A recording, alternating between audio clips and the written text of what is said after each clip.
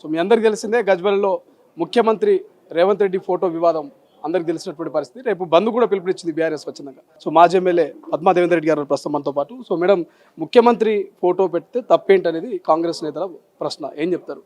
అంటే ముఖ్యంగా జీవో ఉంటే కనుక క్యాంపు కార్యాలన్నింటిలో కూడా ముఖ్యమంత్రి గారి ఫోటో ఉండాలి, లేకుంటే అందరి ఇళ్లలో కూడా ముఖ్యమంత్రి గారి ఫోటో ఉండాలి, లేకపోతే పార్కులలో కూడా ముఖ్యమంత్రి గారు ఫోటో ఉండాలి. లేక అట్లాంటిది ఏమైనా జీవో తీసుకురండి, అందరు పెట్టుకుంటారు. ప్రతి ఇళ్లలో ఉండాలి, ప్రతి పార్కులో ఉండాలి, ప్రతి గుళ్ళల్లో ఉండాలి, లేకపోతే ఇట్లా చేస్తే జీవో పెట్టుకుంటారు. పెట్టుకోవాలన్నా పెట్టుకోవద్దు అనేది ఆ శాసనసభ్యుల దాన్ని బట్టి ఉంటుంది తప్ప వీళ్ళ ఫోటోలు గోడ మీద ఫోటో ఉంటే ఏమొస్తుందండి?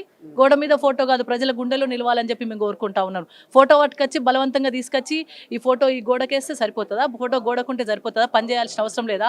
కేసీఆర్ లాగా పని చేయమనండి. అసలు కేసీఆర్ పని చేయట్లేదు, కాన్స్టిట్యున్సీకి రావట్లేదు, కాన్స్టిట్యున్సీని పట్టించుకోవట్లేదు అనేది వాళ్ళ వర్షం. 10 సంవత్సరాలు 9.5 సంవత్సరాలు గజ్వేల్ యొక్క రూపురేఖలు మార్చింది గౌరవ కేసీఆర్ గారు. మంచినీళ్ళకు కూడా ఇబ్బంది ఉన్న పరిస్థితుల్లో ఇంటింటికి నల్లా నీళ్ళు ఇచ్చింది కేసీఆర్ గారు. ఇక్కడ పంట పొలాల కష్టం ఉంది, తాగునీరుకే కాదు సాగునీరుకు కూడా ఇబ్బంది ఉంది. ఇక్కడ రైతులు ఇబ్బంది పడుతున్నారని చెప్పి కొండపోచమ్మ సాగర్, మల్లన్న సాగర్ కట్టించిందే కేసీఆర్ గారు. హాస్పిటల్ కట్టించింది కేసీఆర్ గారు. పేదవాళ్ళ కోసం, వైద్యం కోసం ఇక్కడ రోడ్లు వేసింది. ఏ విలేజ్ కన్నా వెళ్ళండి, రోడ్డు లేని విలేజ్ లేదు. గతంలో 50 ఏళ్ళు కష్టపడ్డారు, కానీ ఇప్పుడు మన కేసీఆర్ సార్ వచ్చినాక 10 ఏళ్లలో రోడ్డు లేని అసలు విలేజ్ లేదు. ప్రతి ఊర్లో చెట్లు, గ్రీనరీ, మంచి అంటే ఒక మంచి ఆదర్శవంతమైన నియోజకవర్గంగా తీర్చిదిద్దిందే గౌరవ కేసీఆర్ గారు. ఇక్కడ ఇంటిగ్రేటెడ్ ఆఫీసెస్ పెట్టించింది కేసీఆర్ గారు, స్కూల్స్ కట్టించింది కేసీఆర్ గారు. అసలు కేసీఆర్ పేరు లేకుండా గజ్వేల్ లేకుండా చేసిందే కేసీఆర్ గారు. ఇంకా ఈ 2 ఏళ్లలో చేయాల్సింది ఎవరండి? 2 ఏళ్లలో చేయాల్సింది రేవంత్ రెడ్డి. 2 ఏళ్లలో చేయాల్సింది ఈ ముఖ్యమంత్రి గారు. 6 గ్యారంటీలు అమలు చేయాలి, రైతులకు రైతు బంద్ వేయాలి, కాళేశ్వరం నీళ్లను మా వరకు వచ్చేంత వరకు కాలువలు మంచిగా చేయాలి. అట్లాంటిది ఇక్కడ కనీసం ఊర్లల్లో చెత్త ట్రాక్టర్కు డీజిల్ పోయలేని పరిస్థితిలో ఈ ప్రభుత్వం ఉంది. మేము అదే చెప్తా ఉన్నాము. కనీసం సెక్రటరీస్ ఇబ్బంది పడుతూ ఉన్నారు. మొన్నటి వరకైతే వాళ్ళ జీతాలే ఖర్చు పెట్టుకోవాల్సిన పరిస్థితి. నిరుద్యోగులు ఉద్యోగాలు లేక కొట్టుమిట్టాడుతున్నారు. అక్కడ ఉద్యోగాలు ఇస్తాను మాట తప్పిండ్రు, కళ్యాణ లక్ష్మి పథకానికి తులం బంగారం అని మాట తప్పిండ్రు, 22,500 అని మాట తప్పిండ్రు, 4,000 పెన్షన్ చేస్తామని మాట తప్పిండ్రు. ప్రజలకు సమాధానం చెప్పుండ్రి. బీఆర్ఎస్ కూడా గతంలో ఇచ్చిన చాలా హామీలను నెరవేర్చలేదు కదా మరి? దాదాపు అన్ని హామీలను నెరవేర్చడం జరిగింది. హామీలు ఇవ్వని వాటిని కూడా నెరవేర్చింది గౌరవ కేసీఆర్ గారు. రైతు బంధు అనేది హామీ లేకున్నా రైతులకు బంధునిచ్చి, వాళ్ళకు పంట కొని, వాళ్ళకు నీళ్ళు ఇచ్చి, కరెంట్ 24 గంటలు కరెంట్ ఇచ్చింది గౌరవ కేసీఆర్ గారు. ఈరోజు తెలంగాణ ప్రజలందరూ కూడా కేసీఆర్ హయాంలోనే అభివృద్ధి దశలో నడిచిండ్రు. తెలంగాణ నెంబర్ 1 స్టేజ్లో ఉంచిందే, దేశంలోనే నెంబర్ 1 స్థాయిలో ఉంచింది. GSDP పెంచింది కేసీఆర్ గారు. రాష్ట్రాన్ని మంచి అభివృద్ధిలో నడిపించింది కేసీఆర్. 2.5 ఏమైందండి? వెనక్కి పోతున్నాం. 10 ఏళ్ళు వెనక్కి జరుగుతున్నాం. ఏం జరుగుతుందండి? ప్రతిపక్షాల మీద అభియోగాలు, ప్రతిపక్షాల మీద సిట్లు, ప్రతిపక్షాల మీద కోర్టులు, ప్రతిపక్షాల మీద CBIలు. ఇంతకంటే మీకేమొచ్చండి? ప్రతిపక్షాల మీద పెట్టిన శ్రద్ధలో సగం పెట్టినా కానీ వల్ల డెవలప్ అవుతుండే. ఈ 2 ఏళ్లలో ఏం చేసినాడు? ₹1 ఇక్కడ ఖర్చు పెట్టలే. తేవాల్సింది ఎవరు గజ్వేల్కు? నిధులు ఇవ్వాల్సింది ఎవరు గజ్వేల్కు? నిధులు ఇవ్వాల్సింది రేవంత్ రెడ్డి, తేవాల్సింది మాజీ శాసనసభ్యులు ఉన్నారు కదా ఇక్కడ, వాళ్ళు తీసుకురావాలి. కాంగ్రెస్ పార్టీ కదా. తెలంగాణలోకి పైసా ఇస్తలేరు, TRSలోకి ఆయన తీస్తలేరు. BRSలోకి పైసా ఎక్కడొచ్చిందండి? BRS సర్పంచులు ఉన్న దగ్గర, BRS ఎమ్మెల్యేలు ఉన్న దగ్గర ₹1 కూడా ఇవ్వలేని పరిస్థితి కదా. ఉండాలి మేం కాదు, BRS నేతలు అద్దాలు ఎక్కడ పగలగొట్టలేదు, వాళ్ళే ముఖ్యమంత్రి ఫోటోను తొలగించారు అని అంటున్నారు. కార్యాలయానికి వాళ్ళు ఫోటో పెడతామని రావడమే ఒక గుండాయిజం. నిజంగా చెప్పాలి. వాళ్ళు ఎందుకు రావాలండి? జీవో తెచ్చుకోమనండి. జీవో తెచ్చుకుంటే వాళ్ళ గోడ మీద పెద్ద ఎంత ఫోటో సైజు, ఏ సైజు ఫోటో పెట్టాలనో కూడా జీవోలో రాసుకోమనండి. ముఖ్యమంత్రి గారి సైజు ఎంత పెద్ద సైజు ఫోటో, ఎంత చిన్న సైజు పాస్పోర్ట్ సైజు పెట్టాలనా, లేకపోతే పెద్ద ఫోటో రైట్ చేసి పెట్టాలనా, వాళ్ళని ఆ జీవో తెచ్చుకోమనండి. ఆటోమేటిక్గా అన్ని క్యాంపు కార్యాలయాలు అధికారులు వచ్చి పెట్టిపోతారు. వీళ్ళెవరండి పెట్టడానికి? కేసీఆర్ తప్ప క్యాంప్ కార్యాలయాన్ని మిగతా కార్యకర్తలు, నేతలు ఉపయోగిస్తా ఉన్నారు. దీన్ని అసాంఘిక కార్యక్రమాలకు కూడా యూజ్ చేస్తున్నారని కాంగ్రెస్ నేతలు చెప్తారు. ఎంత వాస్తవం ఉంది ఇందులో? ఎమ్మెల్యే గారి క్యాంప్ కార్యాలయం కాబట్టి ఎమ్మెల్యే గారు ఉంటారు. ఎమ్మెల్యే గారి నివాసం కూడా ఉంటుంది ఇక్కడ. మీరు దాని నివాసం ఉన్నప్పుడు డెఫినెట్గా ఎమ్మెల్యే గారి నివాసాన్ని కార్యకర్తలు ఎమ్మెల్యేగా కలుస్తుంటారు, ఎమ్మెల్యే గారు వస్తుంటారు. ఇక్కడ పార్టీ కార్యకర్తలు కూడా మీటింగ్లు పెట్టుకొని కేసీఆర్ సార్ గారికి ఇన్ఫర్మేషన్ ఇచ్చి CMRF తీసుకొని ఇక్కడ డాక్యుమెంట్స్ అన్ని కూడా, ఆ పేపర్స్ అన్ని తీసుకొని ఆన్లైన్ చేసి సార్ దగ్గర తీసుకుపోయి సంతకాలు పెట్టించుకొస్తారు. ఇక్కడ PA కూడా ఉంటారు. అదే PA ఉండడానికి కూడా అభ్యంతరం అంటే ఎట్లనండి? గజ్వేల్కి సంబంధించి వివాదంగా మారింది. ప్రతాప్ రెడ్డి గారు ఏం చెప్తారు? ముఖ్యమంత్రి గారి ఫోటోను ఏ హోదాలో ప్రతాప్ రెడ్డి తొలగిస్తారనేది కాంగ్రెస్ నేతల వర్షం. సో ఏం చెప్తారు? ఈ అద్దాలు వెలగొట్టింది ఎవరు? కాంగ్రెస్ గుండాలు కదా. ఇవి వెలగొట్టింది ఎవరు? కాంగ్రెస్ గుండాలే కదా. ఇది ఎవరిది? ప్రధాన ప్రతిపక్ష నాయకుడు తెలంగాణ రాష్ట్రాన్ని సాధించినటువంటి గొప్ప ఉద్యమకారుడు కేసీఆర్ గారి క్యాంప్ కార్యాలయం ఇది. ఈడ 10 సంవత్సరాలు ముఖ్యమంత్రిగా, 3వసారి ఎమ్మెల్యేగా, ప్రజెంట్ కూడా ఎమ్మెల్యేగా పనిచేస్తున్నటువంటి గొప్ప నాయకుడు కేసీఆర్ గారు. గజ్వేల్ ఎమ్మెల్యే క్యాంప్ కార్యాలయంలో నిన్న వచ్చిన కాంగ్రెస్ గుండాలు తెచ్చిన ఫోటో పెట్టడానికి వాళ్ళకి ఎలాంటి రైట్స్ లేవు, వాళ్ళకి ఎలాంటి ప్రోటోకాల్ లేదు. ఫోటో పెట్టాలంటే వాళ్ళ ముఖ్యమంత్రి గారు జీవనీయమని చెప్పండి. ముఖ్యమంత్రి ఫోటోను తొలగించడానికి ప్రతాప్ రెడ్డికి ఏ రైట్స్ ఉన్నాయి, ఏ ప్రోటోకాల్ ఉందనేది ఆంక్షారెడ్డి ప్రశ్న. ముఖ్యమంత్రి గారి ఫోటో పెట్టే రైట్స్ లేవు ఇక్కడ. ముఖ్యమంత్రి గారి ఫోటో పెట్టే రైట్స్ లేవు ఇక్కడ. ప్రతాప్ రెడ్డి అంటే రేవంత్ రెడ్డికి కూడా తెలుసు. రేవంత్ రెడ్డిని జైల్లో ఉన్నప్పుడు నేను రేవంత్ రెడ్డితో ఉన్నా. వీళ్ళు ఎక్కడున్నారు? రేవంత్ రెడ్డి గుండాయిజం చేపిస్తా అనుకుంటే నడవదు ఇక్కడ. ఇది గజ్వేల్ గడ్డ మీద ఏ మొగోడు వచ్చినా ఎవడొచ్చినా కూడా సహించేది లేదు.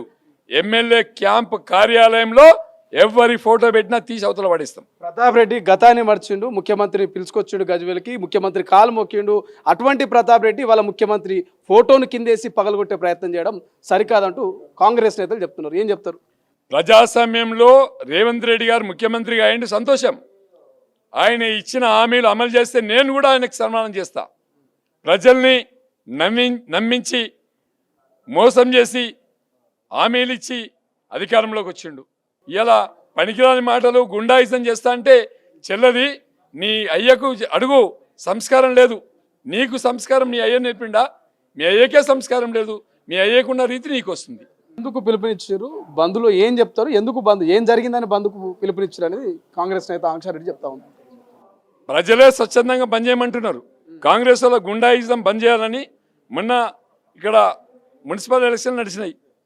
చిత్తు ఓడగొట్టిరు. 2 మున్సిపాలిటీలు పోయినాయి. రేవంత్ రెడ్డి గారి మన నరసారెడ్డి గారి సొంత గ్రామంలో వరిగల్లో చిత్తుగా ఓడించారు. మరి ఇంకేమైనా ఉండాలి కదా. డిపాజిట్ కూడా రాలేదు అక్కడ నిలబడ్డ వ్యక్తికి.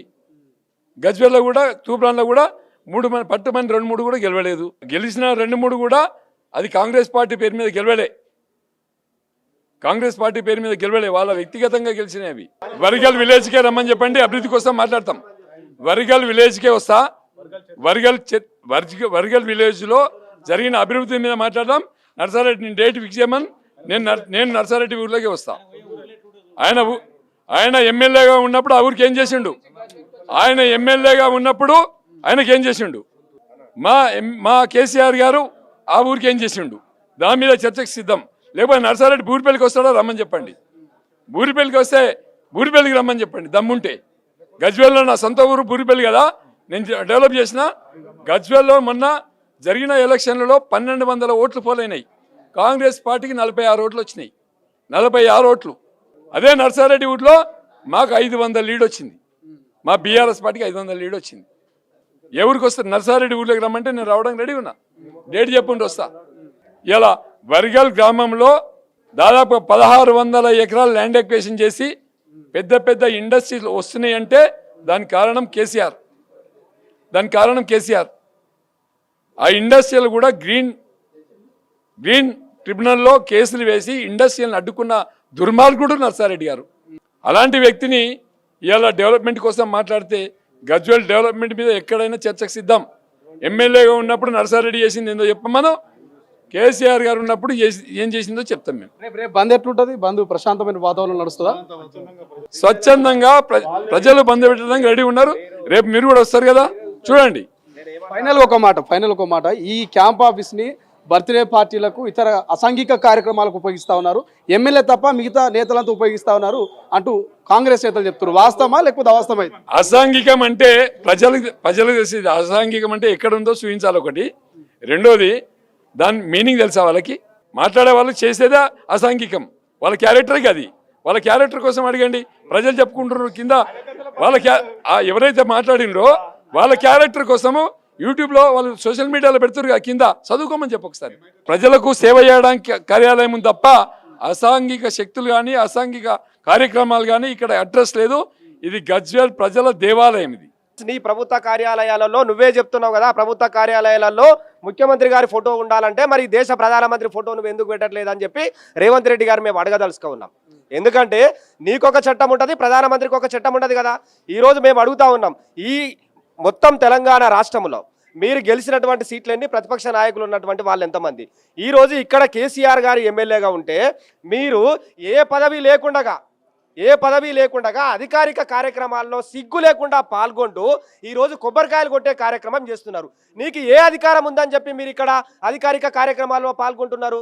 ఈరోజు ప్రతిపక్ష నాయకులకు ఒక రూలు, స్వపక్ష నాయకులకు ఒక రూలు ఉంటుందా? ఈ రాష్ట్ర ముఖ్యమంత్రి గారు చెప్పాల్సినటువంటి అవసరం ఉన్నది. ఈ తొక్కుతా, ఈ పండ పెడతా, పేగుల మెడకేసుకుంటా అని చెప్పి ఆ సంస్కృతిని ఈరోజు గ్రామాలలో, నియోజకవర్గంలో, మండలాలలో ఆ ముఖ్యమంత్రి మాటలను పట్టుకొని వీళ్ళు ఎగురుతున్నారు తప్పితే వీళ్ళకు అభివృద్ధి మీద ఏమాత్రం చిత్తశుద్ధి లేదు. బహిరంగ చర్చకు మేము సిద్ధంగా ఉన్నాం. ఈ రాష్ట్ర ముఖ్యమంత్రి ఈ 27 నెలల కాలంగా దళిత బంధుకు రామ్ రామ్ చెప్పి, ఈరోజు రైతు బంధుకు రామ్ రామ్ చెప్పి, బీసీ బంధుకు రామ్ రామ్ చెప్పి, ఈరోజు విద్యార్థులకు స్కూటీలు ఇస్తామని చెప్పి అనేక హామీలు ఇచ్చి, దొంగ హామీలు ఇచ్చి గద్దెనెక్కి ఈరోజు రేవంత్ రెడ్డి గారు సంస్కృతిని, ఇది రాయలసీమ కాదు, రేవంత్ రెడ్డి గారు కేసీఆర్ గారు ఉన్నటువంటి 10 సంవత్సరాల కాలంలో ఈ తెలంగాణ రాష్ట్రాన్ని సస్యశ్యామలం చేసినటువంటి ఘనత ఈరోజు ఆ రోజు ముఖ్యమంత్రిగా ఉన్నటువంటి కేసీఆర్ గారికి దక్కింది. ఆయన వయసు ఎంత? ఆయన వయసుకు విలువయాల్సినటువంటి అవసరం ఉన్నది. ఈ తెలంగాణ రాష్ట్రంలో ఏ గ్రామానికి వెళ్ళినా కూడా వాళ్ళు చేసే అరాచకాలు, డబ్బులు సంపాదన తప్ప అభివృద్ధి పక్కన పెట్టేసి ఈరోజు డబ్బులు సంపాదన ధ్యేయంగా పనిచేస్తున్నటువంటి కాంగ్రెస్ నాయకులు తప్ప తెలంగాణ రాష్ట్రం మీద, ఈరోజు గజ్వేల్ నియోజకవర్గం మీద కాంగ్రెస్ పార్టీ నాయకులకు ఏమాత్రం సోయి లేదు. ఈరోజు నేను డిమాండ్ చేస్తా ఉన్నా ఇక్కడ ఉన్నటువంటి కాంగ్రెస్ నాయకులను, ఈరోజు 190 కోట్ల రూపాయలను రేవంత్ రెడ్డి గారు కొడంగల్కు తరలించిండు. మీకు దమ్ము ధైర్యం ఉంటే ఆ 190 కోట్లు తీసుకొచ్చి మాట్లాడండి. అభివృద్ధి మీద మీకు